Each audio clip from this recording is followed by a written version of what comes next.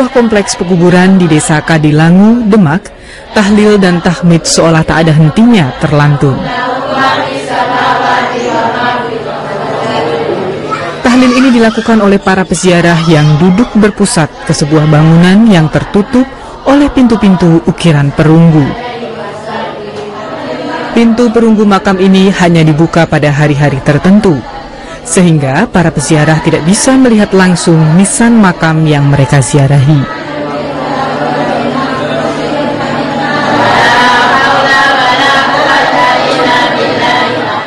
Meski demikian, para peziarah tetap tak henti-hentinya berdatangan untuk berdoa di tempat ini.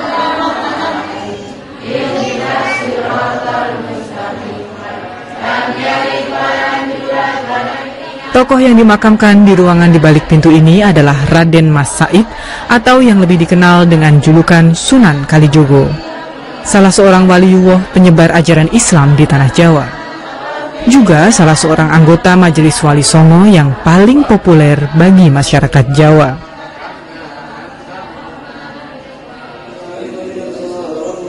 Sunan Kalijogo dimakamkan di Kompleks Pekuburan Kadilangu pada tahun 1586. Ia termasuk anggota Wali Songo yang masa hidupnya paling lama. Lahir pada tahun 1455 dan meninggal pada saat berusia 131 tahun. Semasa hidupnya, Sunan Kalijogo menjadi saksi pasang surutnya kerajaan-kerajaan di Jawa. Mingkar mingkuring ukara akarono karnan marti siwi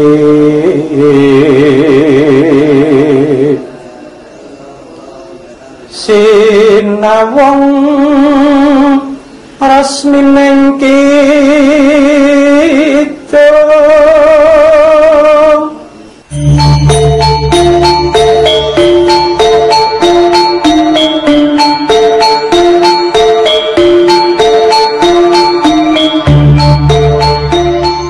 Ia pernah mengalami kehidupan di masa Majapahit, menjadi saksi berdiri dan runtuhnya Demak Bintoro, mengikuti pendirian Kerajaan Pajang dan menyaksikan intrik-intrik yang meruntuhkan Pajang dan melahirkan Mataram.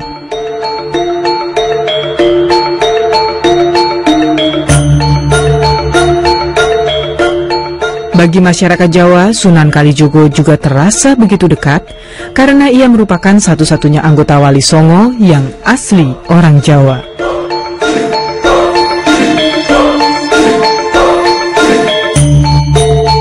Lukisan rekaan yang dijual oleh para pedagang souvenir di makam-makam para wali selalu menggambarkan profil Sunan Kalijogo sebagai sosok yang berbeda dengan wali-wali lainnya. Ia selalu digambarkan mengenakan blangkon dan memakai baju tradisional Jawa. Berbeda dengan 8 wali lainnya yang mengenakan sorban dan berbaju gamis.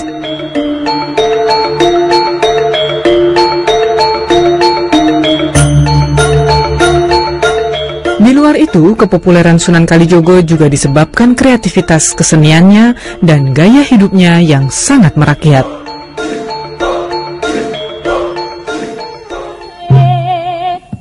Ia adalah seorang seniman yang berhasil memodifikasi wayang kulit dari segi bentuk dan lakonnya untuk kepentingan penyebaran ajaran Islam.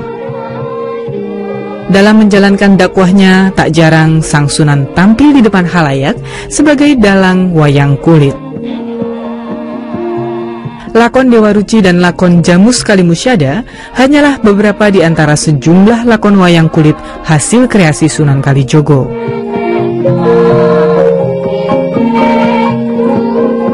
Suluk-suluk yang selalu dikumandangkan dalang dalam setiap pementasan wayang juga merupakan hasil kreasi Sunan Kalijogo.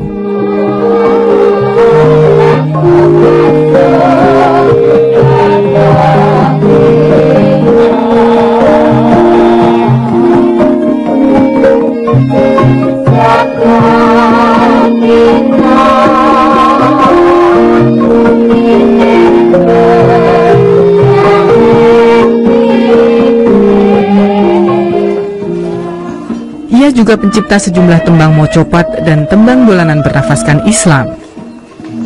Juga komposer gending-gending gamelan dan karawitan. Salah satu gendingnya yang sangat terkenal adalah gending sekaten yang berasal dari kata syahadat tain atau dua kalimat syahadat. Gending sekaten ini hingga sekarang masih sering ditabuh di Keraton Yogya dan Solo pada setiap bulan Maulud.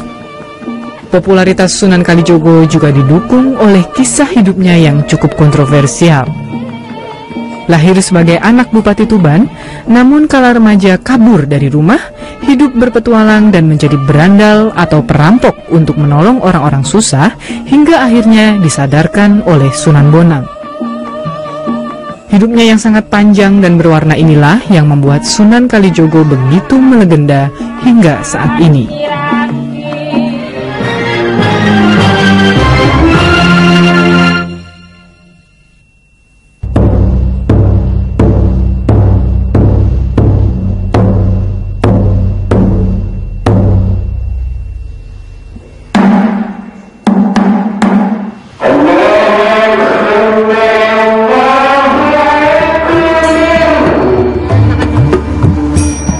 Sebagai seorang waliullah yang petilasannya tersebar di mana-mana, kisah Sunan Kalijogo memang menyimpan banyak misteri. Salah satu misteri terbesarnya adalah tempat pertemuan pertamanya dengan Sunan Bonang. Pertemuan inilah yang mengubah jalan hidup Sunan Kalijogo dari seorang berandal menjadi seorang waliullah. Sebagian masyarakat meyakini pertemuan tersebut berlangsung di daerah Cirebon karena di tempat ini terdapat sungai bernama Kalijogo. Pendapat lainnya menyebutkan bahwa pertemuan itu terjadi di suatu tempat di pinggir Kali Bengawan Solo antara Tuban dan Gresik karena disitulah tempat beroperasinya berandal Lokajaya. Namun ada pula yang meyakini bahwa Kalijogo berasal dari bahasa Arab Khodi Zoko yang berarti penegak keadilan. Julukan inilah yang konon diberikan oleh Majelis Wali Songo.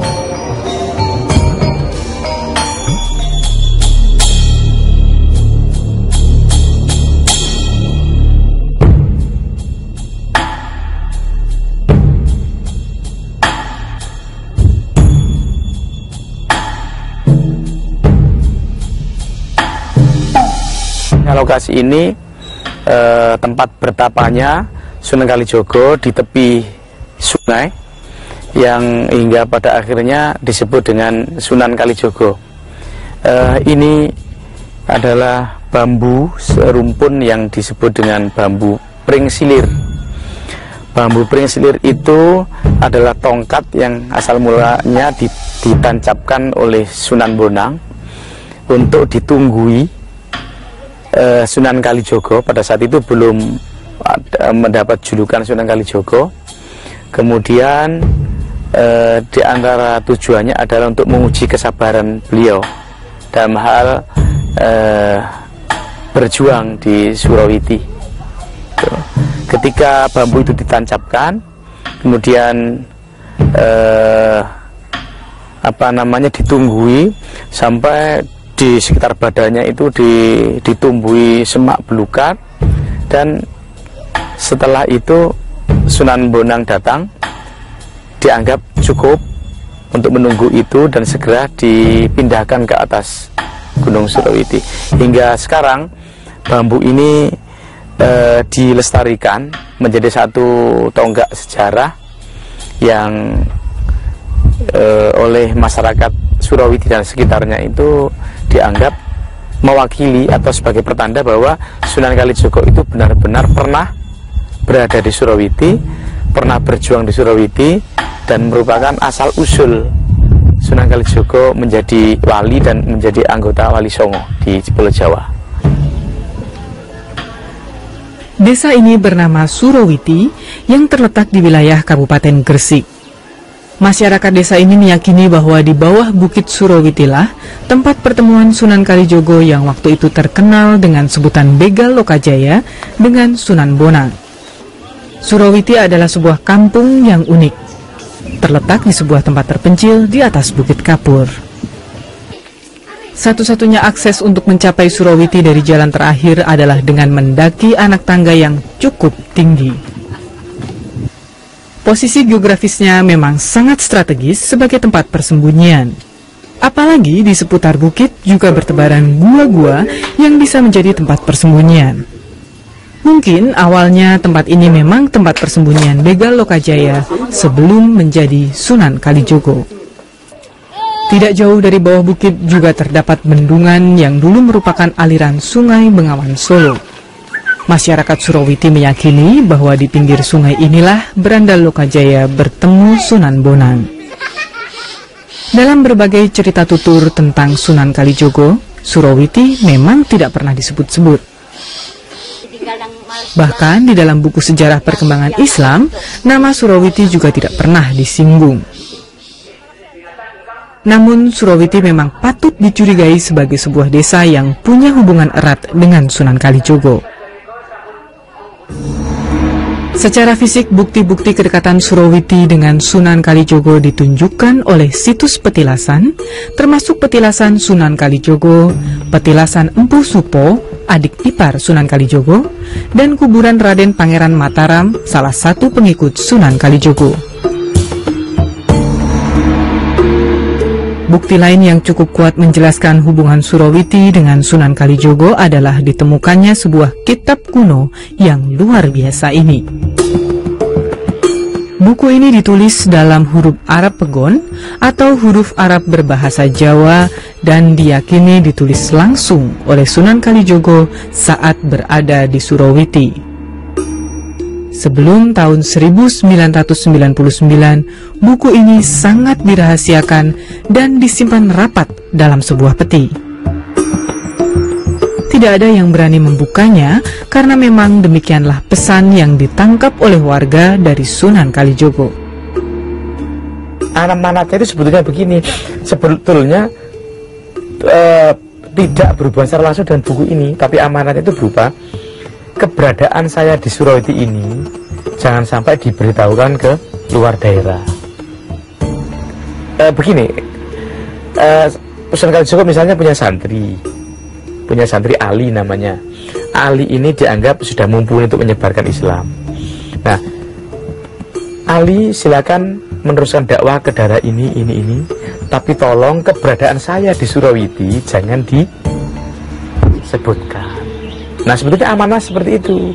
Pada akhirnya generasi per generasi mengartikan amanah ini, apapun yang berhubungan dengan Sunan Kalijogo harus dirahasiakan di Surawiti. Sampai beberapa generasi dirahasiakan, kemudian ya pada akhirnya kenapa harus dirahasiakan kalau memang ini sebuah kitab yang baik. Son Haji adalah orang terakhir yang mewarisi buku ini saat masih dalam peti. Tahun 1999, setelah menerima warisan dari orang tuanya, ia pun memberanikan diri membuka peti tersebut dan menemukan 4 buah kitab dan sebilah keris. Dalam peti itu juga tersimpan buku Babat Surawiti, 2 mushaf Al-Quran, dan keris buatan Empu Supo. Namun di antara peninggalan-peninggalan tersebut yang paling menarik perhatian memang buku yang ditulis langsung oleh Sunan Kalijogo ini. Memang mengherankan bahwa buku ini baru ditemukan tahun 1999. Tapi mungkin ada hikmahnya, karena jika sudah ditemukan sejak dulu, bukan tak mungkin buku ini sudah diangkut Belanda dan menjadi koleksi Museum Leiden, seperti halnya kitab Sunan Bonang dan banyak peninggalan sejarah penting lainnya.